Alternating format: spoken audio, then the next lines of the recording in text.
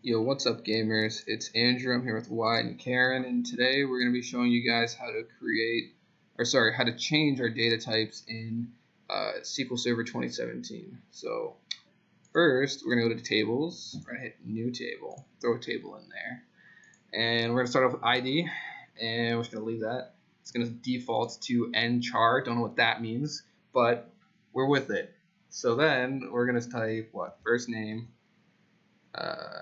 So first name, last name, income, capital I, income, and then what else? Date of birth. Date of birth. Okay.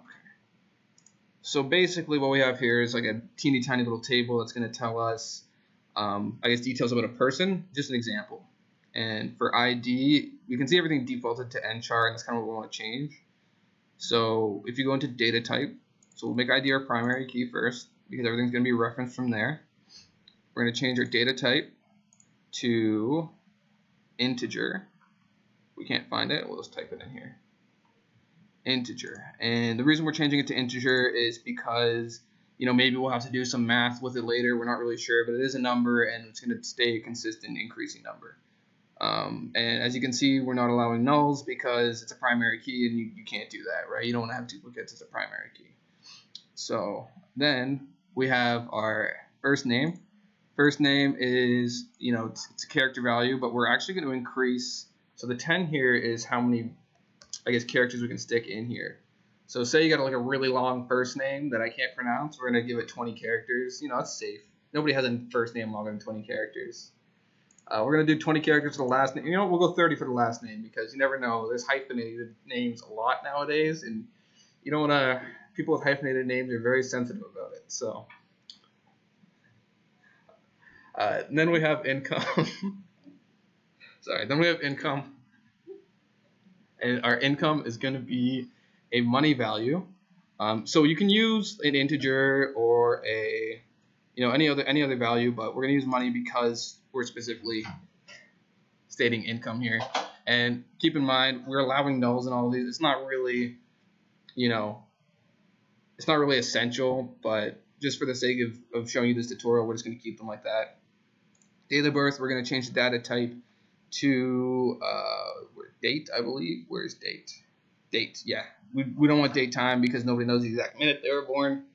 But so date. So basically, we have a lot of different data types in SQL Server, and covering them and allocating your data types to what makes sense most with your name and the data you're trying to collect is super important because you're looking for consistency and everything else that goes with that. So yeah, it's a pretty straightforward process here, guys.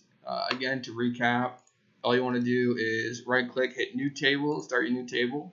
Once you fill in all your column names, you're going to want to go to your data types, and then hit pretty much just hit the drop down, see what you want to add. Well, as you can see, there's actually, what would be better? We'll change our ID to unique identifier instead of integer, and that's actually better because it's a primary key. So yeah, there's a lot of other stuff. There's small date time if you want to change, the date. There's a lot of different options you guys have here. So yeah, it's pretty straightforward again.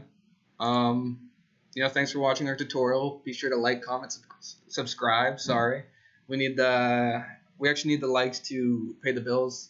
Ever since YouTube demonetized us, it's been rough. So anyway, yeah, thanks for watching, and we'll see you on the next tutorial, lads.